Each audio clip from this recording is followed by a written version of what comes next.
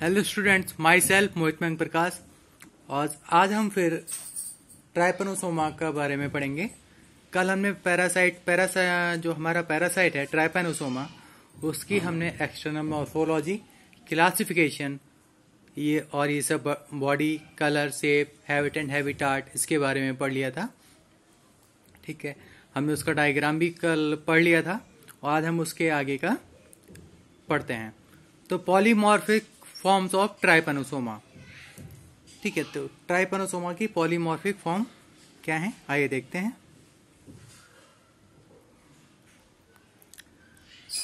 ट्राइपेनोसोम्स की many 4 forms होती हैं, जो काइनेटोप्लास्ट एंड बिलीफेरोप्लास्ट और फ्लैजिलम की पोजीशन पर डिपेंड करती हैं। दीज फॉर्म्स आर फॉलोज, यानी जो कि निम्न हैं। पहली फॉर्म है लेशमेनियल, इसको हम एमेस्टिगेट कहते हैं। लेशमेनियल इज राउंड एंड ओवल। इसमें न्यूक्लियस, बिलीफेरोप्लास्ट एंड काइनेटोप्लास्ट प्रेजेंट होता है। इसका फ्लैजिलम रिड्यूस्ड एंड फाइब्रल लाइक होता है। यह साइटोप्लाज्म में एम्बेडेड होता है। ये देखिए, ये ओवल शेप्ड है, ठीक है, और ये इसका न्यूक्लियस है, ये बिलीफेरोप्लास्ट है और ये काइनेटोप्लास्ट है। ये इसकी लेशमेनियल फॉर्म है।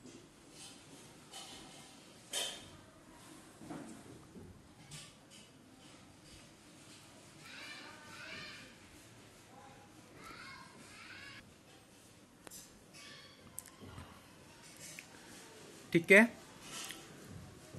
अब हम इसके दूसरी फॉर्म पे चलते हैं। लेप्टोमोनाड, प्रोमेस्टिगेट।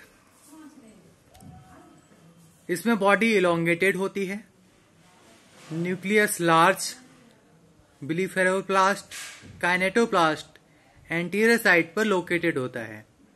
फ्लैजिलम शॉर्ट एंड अनअटैच्ड होता है।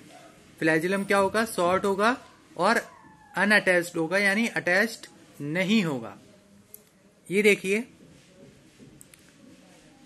ठीक है, न्यूक्लियस है, ये इसकी शेप हो गई, लार्ज हो गई। ये काइनेटोप्लास्ट, ठीक है, बिलीफेरोप्लास्ट, और ये हमारा फ्री फ्लैजिलम यानी फ्लैजिलम इसमें अटैच्ड नहीं है इसकी बॉडी से, इसलिए फ्लैजिलम अनअटैच्ड है। आप इसका डायग्राम बना लीजिए।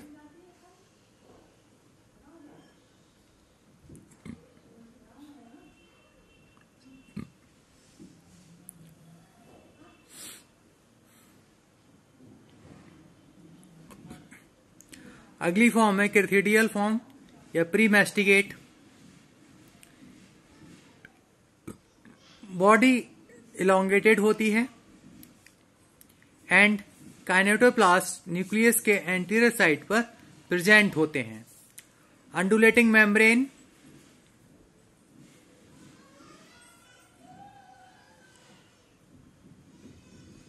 कॉन्किव्यूस या स्पष्ट होती है।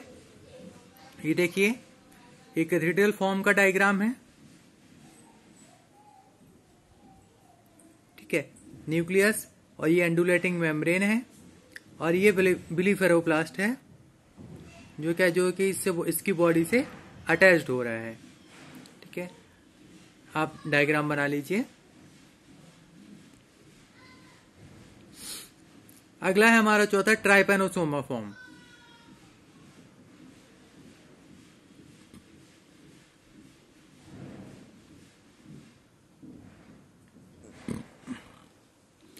Body is elongated and cylindrical.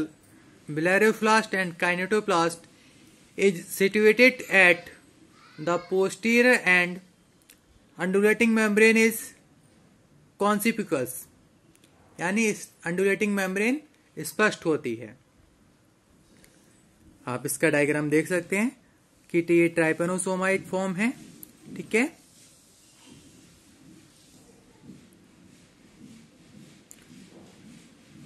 यानी इसका जो बिलीफेरोप्लास्ट है उससे हमारा काइनेटोप्लास्ट फ्री फ्लैजिलम अटैच होता है, न्यूक्लियस। ठीक है, जैसा कि मैंने आपको बताया था कि अंडुलेटिंग मेम्ब्रेन इससे बनती है, तो अंडुलेटिंग मेम्ब्रेन इसकी बॉडी से अटैच्ड होगी। ये इसका डायग्राम है, आप डायग्राम बनाइए।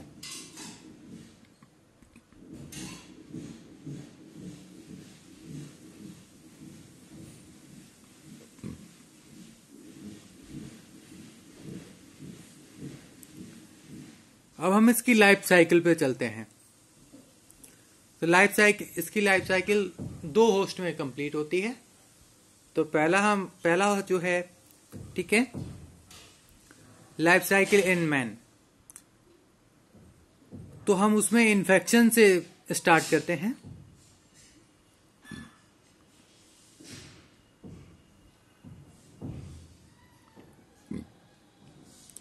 ह्यूमन में इन्फेक्शन ग्लोसिना पेपिलस टीसीटीसी फ्लाई द्वारा होता है, यानी ग्लोसिना पेपिलस टीसीटीसी फ्लाई का जूलॉजिकल नेम है।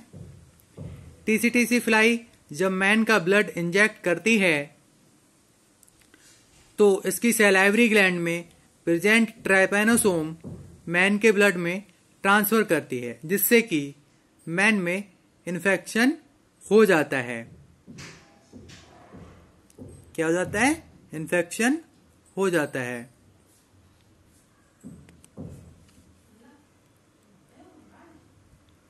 अब बात करते हैं हम इसके मल्टीप्लिकेशन की।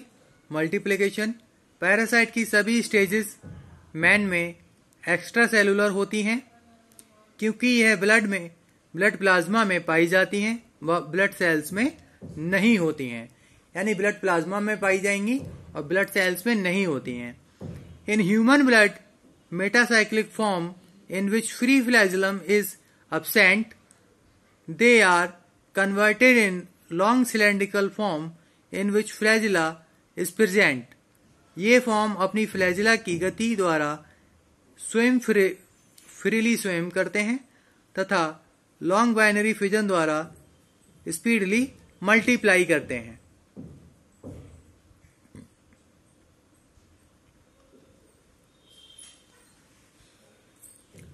अब हम इसके मेटामॉर्फोसिस पे आते हैं। जब ब्लड में एंटीबॉडीज प्रोड्यूस होने के कारण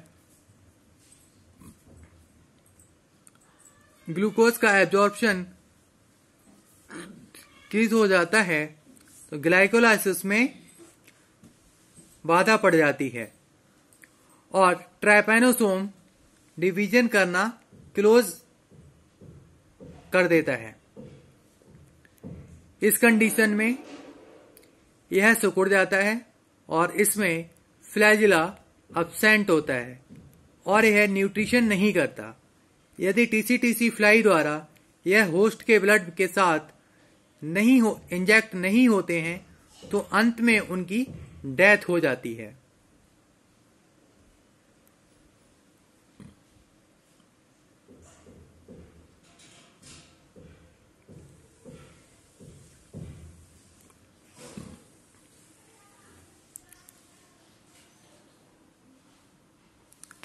अब बात करते हैं रिलैप्स ऑफ इन्फेक्शन, यानी रिकोलैप्स। ठीक है, रिकोलैप्स ऑफ इन्फेक्शन सम केसेस में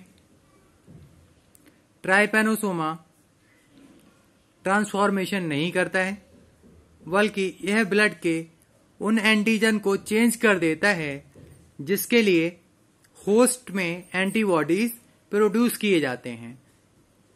यह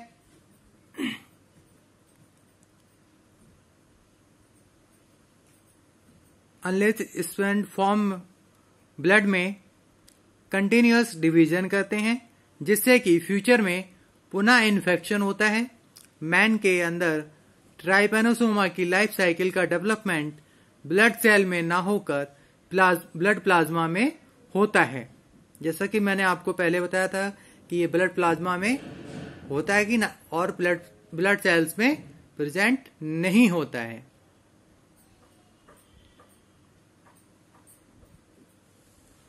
बात करेंगे हम अब इसमें जो उसका सेकेंड होस्ट है, secondary host, life cycle in tsetse fly. ठीक है,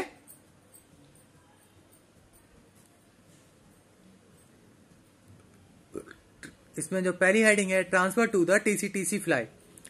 जब टीसी फ्लाई एक इन्फेक्टेड मैन का ब्लड इंजेक्ट करती है तो ब्लड में पाए जाने वाले स्मॉल पैरासाइट्स को भी इंजेक्ट कर लेती है और यह स्मॉल पैरासाइट सेकेंडरी होस्ट में डेवलपमेंट और ग्रोथ करते रहते हैं।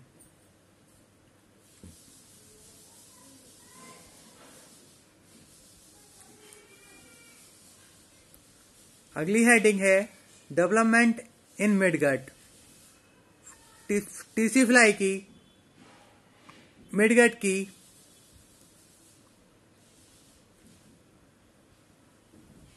प्रोटोफिक मेम्ब्रेन में इसका डेवलपमेंट होता है।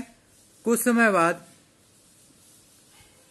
प्रीलोंगेटेड विंग बाइनरी फ्यूजन के द्वारा ये स्टिमुलाई करते हैं, जिसके लिए एनर्जी पायरुविक एसिड के माइटोकॉन्ड्रियल ऑक्सीडेशन से मिलती है।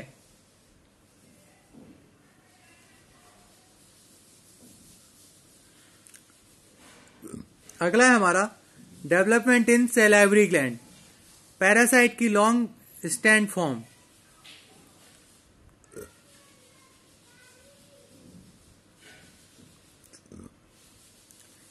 ईसोफेगस ग्लैंड माउथ से होकर सैलाइवरी ग्लैंड में एंट्री कर जाते हैं। इनकी मेटामॉर्फोसिस कैथिडियल फॉर्म में होती है, जिसमें बॉडी स्मॉल हो जाती है। सैलाइवरी ग्लैंड में कैथिडियल फॉर्म्स में मल्टीप्लिकेशन होता है और यह ट्राइपैनोसोमा में चेंज हो जाते हैं, जिन्हें मेटासाइक्लिक फॉर्म कहा जाता है।